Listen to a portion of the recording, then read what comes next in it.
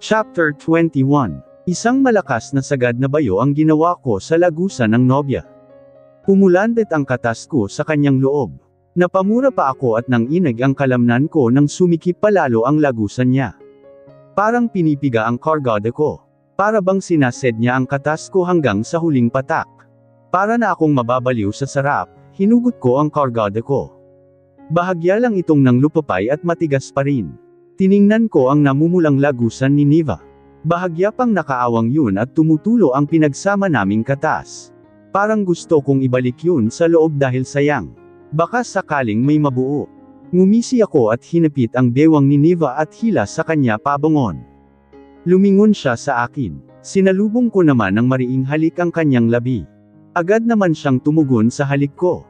Ang sarap mo, Daddy. Tuldok panipik. Pilyang anis niya sabay ngiti at kagatlabi.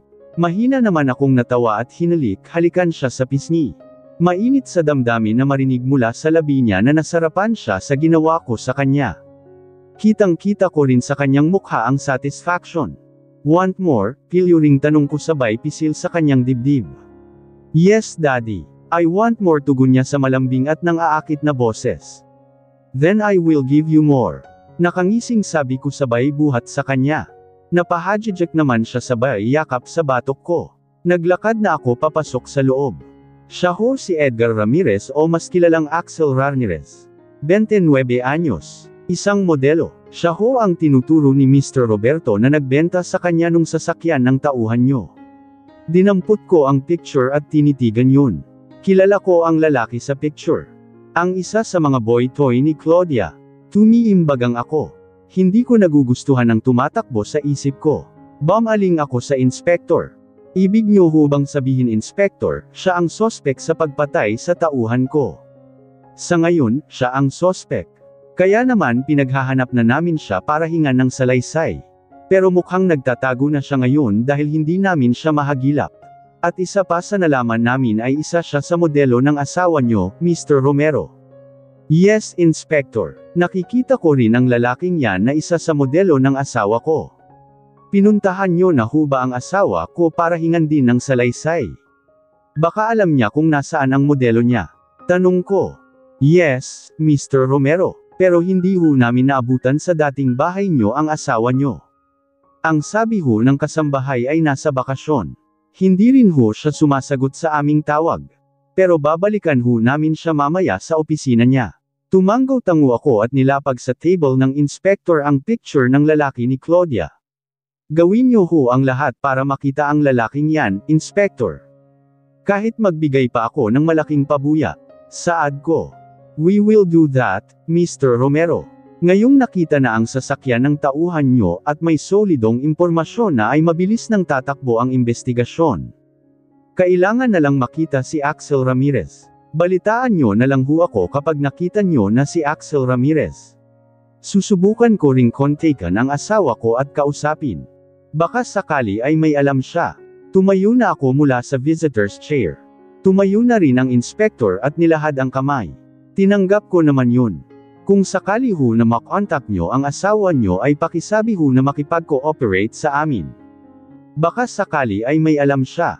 Sige ho, Inspector. Agad ko kayong tatawagan. Nagpaalaman na kami sa isa't isa ng inspektor. Mabigat ang loob ko paglabas ko ng istasyon. May kakaiba akong kutob sa pagpatay sa tauhan ko. Sa dating bahay tayo, nursing. Sambit ko sa driver. Binuhay na niya ang makina at manonyebra na ang sasakyan. Magbabaka sakali akong makita sa dating bahay si Claudia. Baka may alam siya nangyaring pagpatay kay Arman dahil ang lalaki niya ang nakakuha ng sasakyan at nagbenta nito. Inutusan ko noon si Arman na pasikretong sundan si Claudia para malaman ang mga ginagawa nito na hindi ko alam. Posible kaya na nalaman na ni Arman ang sekreto ni Claudia at nabukos siya kaya naman pinatay siya para hindi makapagsumbong sa akin. Parang gusto kong kilabutan kung sakali mang may kinalaman si Claudia sa pagpatay kay Arman. Kung ganon ay talagang hindi ko pa kilala ang asawa.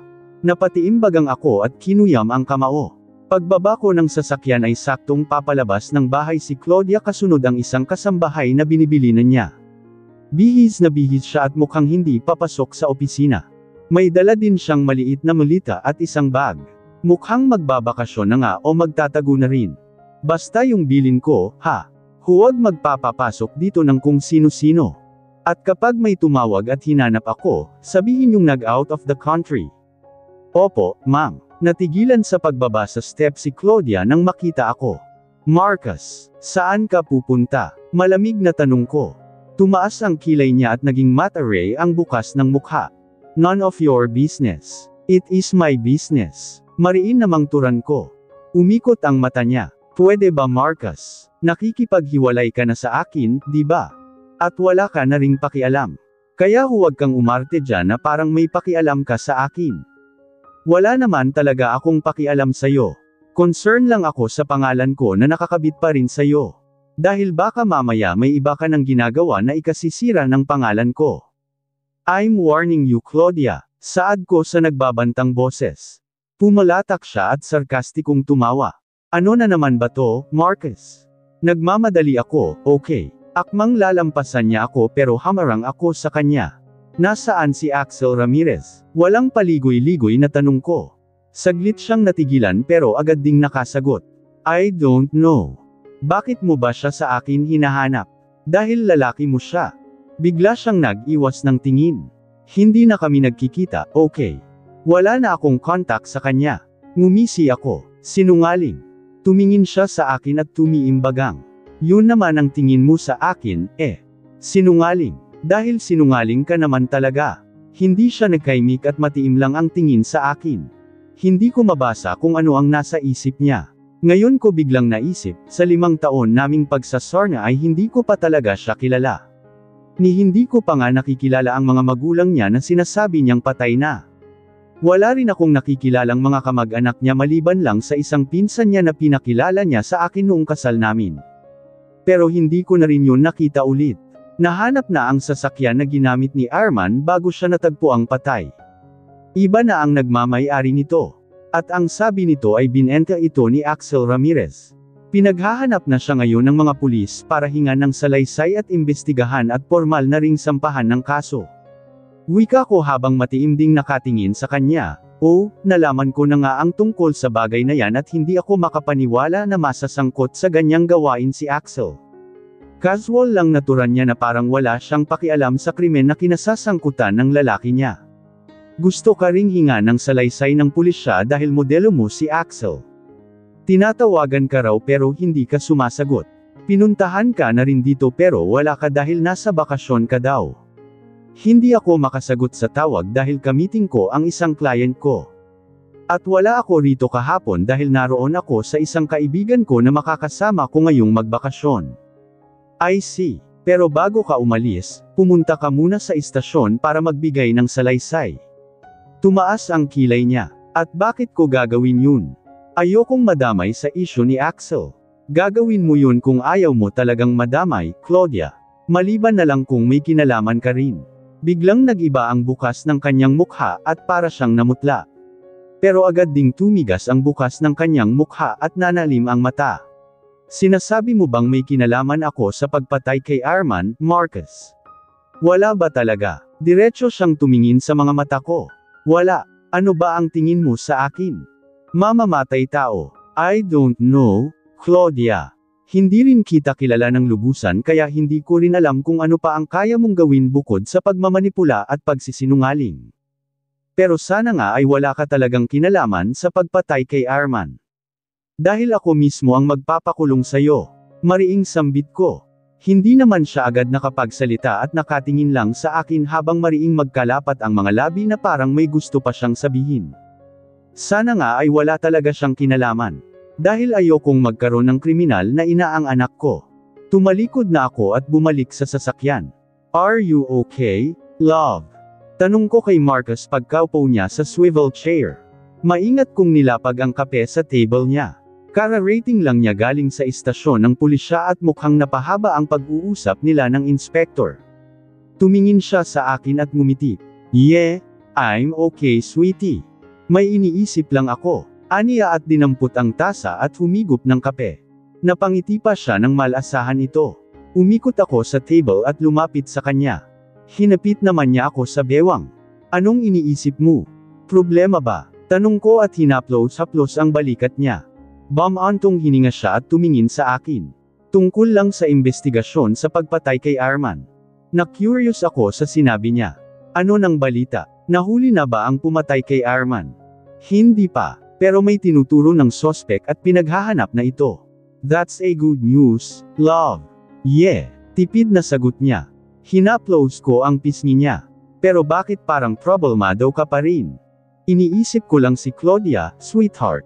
Tumaas ang kilay ko. May pamitik na selos sa dibdib ko sa sinabi niya. At bakit mo naman siya iniisip? Don't tell me na mimiss mo na siya. Hindi ko napigil ang ibulalas. Mahina naman siyang tumawa at niyakap ang bewang ko sabay halik sa ibabaw ng tiyan ko. Of course not, sweetie. Kahit kailan ay hindi ko na siya namimiss. Ngumuso ako. Bakit mo nga siya iniisip kung di mo pala siya namimiss? Bumantong hininga siya at muling tumingin sa akin. Dahil, lalaki niya ang tinuturo ngayong sospek sa pagpatay kay Arman. I'm just thinking kung may kinalaman din ba siya. Natigilan ako kasabay ng tila panlalamig ng buong katawan ko. Bigla ding sumagi sa isip ko ang madilim kong karanasan sa mga kuko ni Tita Claudia. Napalunok ako at pilit kong nilabanan ang takot na gustong lumukab sa dibdib ko. What do you mean, Marcus? Iniisip mong partner in crime si Claudia at ang lalaki niya. Yes, sweetheart. At bakit mo naman iniisip yan? Sa tingin mo ba magagawa ni Claudia ang ganung bagay? I don't know, sweetie. Sa totoo lang, sa 5 taon naming pagsasama ni Claudia ay hindi ko pa talaga siya lubos na kilala. Maliban lang sa alam kong galing siya sa may kayang pamilya at ulila ng lubos. Maliban lang doon ay wala na masyado. Paimpol kong inikat ang mata. Siguradong puro kasinungalingan ang sinabi sa kanya ni Claudia tungkol sa background nito. Noong nabubuhay pa si Arman ay inutusan ko siyang pasikretong sundan si Claudia. Naisip ko na baka may nalaman ni Arman at nabukos siya ng 2 at pinatay para hindi makapagsumbong sa akin. Napatiimbagang ako kasabay ng pagbangon ng galit sa aking dibdib. Hindi malabo ang sinasabi ni Marcus. Kriminal si Tita Claudia. Madali na lang para sa kanya ang pumatay. Sinabi mo na ba yan sa mga pulis? Hindi pa. Bumantong hininga ako. Paano kung may kinalaman talaga si Claudia sa pagkamatay ni Arman? Anong gagawin mo? Kung ano ang tama, hahayaan ko ang batas na parusahan siya. Ani Marcus at sumubsob siya sa tiyan ko. Pero sana nga ay walang kinalaman si Claudia. Ayokong magkaroon ng kriminal na ina si Daisy. Ayokong maging tampulan siya ng tukso. Hinaplos-haplos ko ang buhok ni Marcus. Ramdam ko ang pag-aalala niya kay Daisy. For Daisy, isang kriminal ang mommy niya. Tinanggal ko ang suot na dark shades at tiningnan ang lapida ni Ate Alicia at Hernan. Bago ko sila pinuntahan ay nauna ko nang pinuntahan ang puntod ni Papa Marty na nasa di kalayuan lang. Kailan ba ang huli kong dalaw sa kanilang dalawa? Hindi ko na matandaan. Tumapat ako sa lapida ni Hernan. Umupo ako at tinanggal ang dahon na nakatabing sa pangalan niya. Kamusta ka na, Hernan? Tanong ko sa hangin at inalala ang nakaraan naming dalawa ni Hernan. Ang lalaking siyang tunay na nagmahal sa akin. Ang lalaking pinagpalit ang pamilya para sa akin. I'm sorry, Hernan. Ginawa ko lang ang bagay na yun para matupad ang pangarap kong matagal ko nang minimithi. Minahal din naman kita, mas matimbang nga lang ang pangarap ko kesa sa pagmamahal ko sa'yo. Sambit ko at tumayo na. Tumapat naman ako sa puntod ni Ate Alicia sabay ngisi. Kamusta ka na rin, Ate Alicia? Nagkita na ba kayo ng anak mo? Kung sa bagay, mahigit 10 taon na ang nakakaraan kaya siguradong nagkita na kayo dyan. Don't worry, ate. Pinangangalagaan ko naman ang mga ari-arian na naiwan ni Papa at naiwan nyo ni Hernan. Look at me now. Isa na ako ngayong socialite na matunog ang pangalan. Nahigitan na kita, ate. Mahina akong tumawa habang nakatingin sa lapida ni Ate Alicia. Ngunit unti-unting nawala ang tawa ko nang bumalik sa alaala ko ang aking nakaraan. Nagmula ako sa isang magulong pamilya na puro away at gulo. Nakatira pa kami noon sa squatter area. Nag-iisang anak lang ako ng tunay kong ina na Sagalera at Butengera. Mas importante sa kanya ang sugal kesa sa pagkain namin kaya lagi akong gutom noon. Ang aking ama naman ay lasinggero at lulong pa sa droga. Lagi silang nag-aaway noon kapag wala na silang pera. Wala silang pakialam sa akin kahit mag-iiyak ako dahil sa pag-aaway nila. Hanggang sa nakasanayan ko na at parang normal na lang sa akin na nakikita ko silang nag-aaway at nagsasakitan. Pakiramdam ko noon ay hindi nila ako mahal. Doon na maagang namulat ang kaisipan ko sa kamunduhan. Sa murang edad na 12 ay natuto akong bumarkada. Natuto na rin akong magbisyo. Sigarilyo, inom at sugal. Natuto na rin akong magnakaw para matigho lang ang aking gutom. Ilang beses ko ring naibenta ang sarili para sa panandaliang aliw para mabili ko ang gusto ko. Naging palaban ako sa buhay sa murang edad. Hindi ako nagpapatalo sa kahit na sino kahit ako pa ang mali. Hanggang sa dumating ang malagim na gabi sa buhay ko. Isang gabing umuwi ako sa bahay namin ay naabutan ko ang matinding pag-aaway ng mga magulang ko na nauwi sa madugong pag-aaway. Kitang-kita ko kung paano pagsasaksakin ng ama ko ang ina ko. Kitang-kita ko ang bawat baon at hugot niya ng matalas na kutsilyo sa katawan ng mama ko hanggang sa tuluyan na itong mawalan ng buhay na dilat ang mata. Umagos ang maraming dugo sa katawan nito. Kasunod din noon ay sinaksak din ng ama ko ang kanyang sarili sa dibdib hanggang sa unti-unti din siyang nawalan ng buhay. Nakatulala lang ako noon habang umiiyak at nakatingin sa kanilang dalawa na wala ng mga buhay at naliligo sa sariling mga dugo. Hanggang sa huli ay wala akong naramdamang pagmamahal sa kanila. Makasarili sila at mahal lang nila ang mga sarili nila. Dahil wala na akong magulang at menor de edad pa ay dinala ako sa isang ampunan ng barangay kapitan namin dahil walang kamag-anak ko na gustong kumupkop sa akin. Ilang beses akong nagtangkang tumakas noon pero lagi akong nahuhuli. Napagod na lang ako at ilang taong nagtiis doon. Sa bahay ampunan ay doon nabuo ang pangarap kong yumaman. Tinamin ko sa isip ko na yayaman ako paglaki ko sa kahir na anong paraan. At kapag mayaman na ako ay makukuha ko ang lahat ng gustuhin ko. Hanggang sa makilala ko ang matandang mayaman na philanthropist na si Don Martin de Gracia. Ang ama ni Ate Alicia. Mabait si Don Martin at lagi siyang may pasalubong sa mga bata sa ampunan. Pero mas mabait siya sa akin noong nalaman niya ang background ko. Lagi niya akong kinakausap at lagi siyang may pasalubong sa akin na mas espesyal kesa sa mga pasalubong niya sa ibang bata. Nalaman ko sa mga madre na isa siyang mayaman na businessman. Kaya naman pumasok sa isip ko na magpaampon sa kanya. Siya ang pangarap kong maging magulang. Mayaman at mabait. 17 years old ako nang ampunan ako ni Papa Martin at dinala sa bahay niya. Nakilala ko ang anak niyang si Ate Alicia na asawa na noon si Hernan. May anak na rin sila na si Vina na 7 taong gulang na. Sa unang pagkikita pa lang namin ni Ate Alicia ay dama ko na ang pagkadisgusto niya sa akin. Tutol siya na ampunan ako ni Papa Martin. Maramo na siya sa akin sa una pa lang. Pero hindi ako nagpatibag sa kanya. Hindi ko siya hinayaan na sirain ang pangarap ko. Tinuring akong parang tunay na anak ni Papa Martin. Binigay niya ang lahat sa akin. Masasarap na mga pagkain na kahit kailan ay hindi ko pa natitikman. Magagara at mamahaling damit, gamit at sariling kwarto na malaki na may malambot na kama, may carpet ang sahig at may sariling aircon pa. Pinag-aral din niya ako sa mamahaling eskwelahan. Perpekto na sana ang buhay ko kasama si Papa Martin kung hindi lang kay Ate Alicia na kontrabida sa buhay ko. Lagi siyang kontra sa mga binibigay sa akin ni Papa Martin. Isa siyang inggitera. Inaaway niya ako at iniinsulto kapag hindi nakaharap si Papa Martin. Noong nag-18 years old ako ay pinaghanda ako ng magarbo ni Papa Martin. Maraming bisita ang dumating. Mga kaibigan at classmate ko pati na rin ang mga mayayamang negosyante na kaibigan ni Papa Martin. Sobrang saya ko ng araw na yon. Pero sa gitna ng selebrasyon ay biglang sumingit si Ate Alicia at pinahiya ako sa maraming bisita. Nagtanim ako ng galit sa kanya. Natuto akong lumaban kay Ate Alicia at para makaganti ay inakit ko si Hernan. Nagtagumpay naman ako. Nagkaroon kami ng lihim na relasyon ni Himon na nagtagal din ng ilang taon. Masayang masaya ako kapag nag-aaway silang mag-asawa. Pakiramdam ko ay nanalo ako kay Ate Alicia. Ngunit namatay ng biglaan si Papa Martin dahil sa atake sa puso. Sobra akong nalungkot dahil nawalan ako ng magulang na nagparamdam sa akin ng tunay na pagmamahal.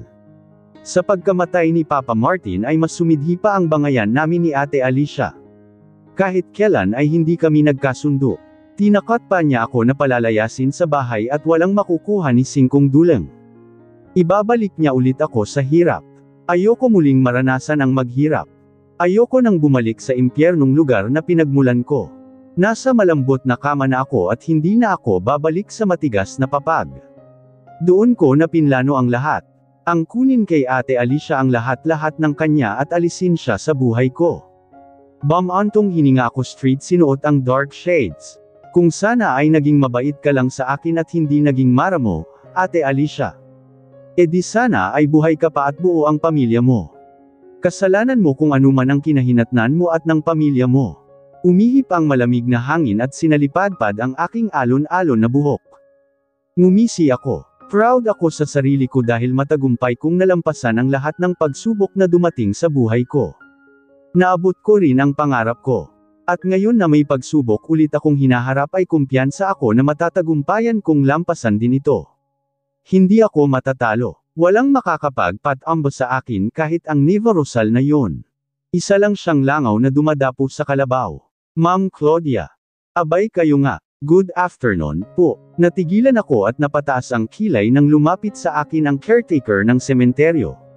Malapad ang ngiti niya sa akin. Kamusta na, Mering?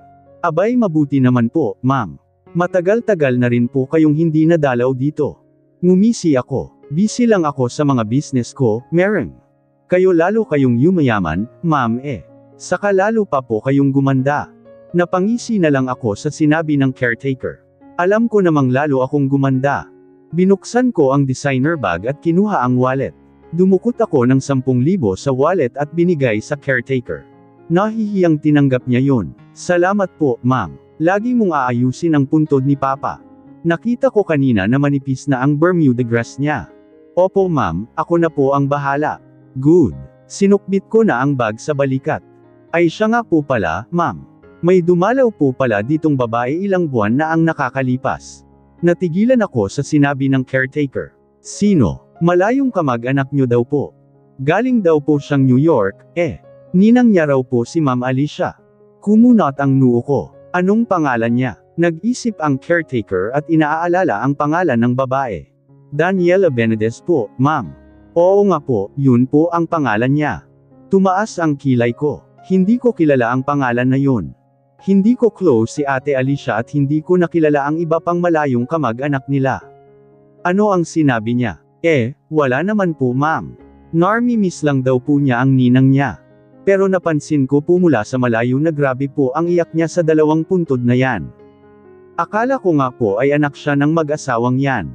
Para akong binuhusan ng malamig na tubig na sinabi ng caretaker. Biglang sumagi sa isip ko ang batang si Vina. Anong itsura ng babae? Maganda po, ma'am. Mestisahin at matangkad. Mariing naglapat ang labi ko. Hindi ko maintindihan kung bakit bigla akong kinutubon sa babaeng tinutukoy ng caretaker. Parang may mali. Ilang beses na siyang pumunta rito. 1 beses pa lang po ma'am.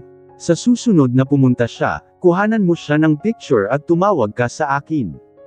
Bilin ko sa kanya. Bakit po, ma'am? Huwag ka na lang magtanong, Mering. Gawin mo na lang ang inuutos ko kapag dumalaw siya ulit. Dadagdagan ko yung binigay ko sa'yo. Sige po, ma'am. Wala pong problema. Napangiti na siya sa sinabi ko, dumukot akong muli ng pera sa wallet at binigay sa kanya saka ako nagpaalam. Pero ginugulo ang isip ko ng babaeng dumalaw kay Ate Alicia at Herman. Ipinilig ko ang ulo. Imposible. Matagal nang patay ang batang yun. Hindi na kailanman nakita ang bangkay niya sa karagatan. Malamang ay kinain na siya ng mga gutom na isda. Iwinaksi ko na sa isip ang tungkol sa babae. Ang kailangan kong isipin ay kung paano lulusutin ang problema ko kay Axel. Hindi malabo na makita siya ng mga pulis lalo pa at persigido ang mga ito sa paghahanap sa tulong na rin ni Marcus. At kapag nahuli si Axel ay hindi rin malabo na ikanta niya ako. Goddammit, kung di ba naman kasi tanga ang lalaking yun. Nahahawa ako sa masayang tawa ni Daisy habang naglalaro kami ng siso. Ang sarap sa tenga ng malulutong niyang tawa na parang echo pa sa buong playground. Halatang masayang masaya siya at enjoy na enjoy. Ang kanyang ama naman ay nasa paligid lang at pinapanood kami habang kinukunan ng video. May ngiti din sa kanyang labi. Dapat ay nagde-date kami ngayon ni Marcus na kaming dalawa lang. Pero pinili kong isama si Daisy para mag-enjoy din siya. Alam kong yun din ang gusto ni Marcus at nag-aalangan lang siyang magsabi sa akin. Gusto ko rin kasi na mas maging malapit pa kami ni Daisy. Ibibigay ko sa kanya ang atensyon na hindi na ibibigay ng mommy niya. Rest muna tayo, baby. Wika ko pagbaba namin sa siso. Tumakbo siya sa palapit sa akin sabay yakap sa bewang ko habang may malapad na ngiti sa labi. Play pa po tayo, Mommy Niva. Ungot niya. Later, rest muna tayo. Pawis na pawis ka na oh. Natatawang sabi ko. Basta po later, play ulit tayo ah. Oo na, punta muna tayo kay daddy. Magkahawak kamay na kaming lumapit kay Marcus. Nag-enjoy ba ang dalawang babies ko? Nakangising tanong ni Marcus sabay abot sa akin ng bimpo. Yes po daddy, super enjoy po kami ni Mommy Niva. Di ba po, mommy? Bilang pa sa akin ni Daisy. Yes, super enjoy. Natatawang sabi ko at pinunasan ang pawis sa kanyang noo, leeg at likod.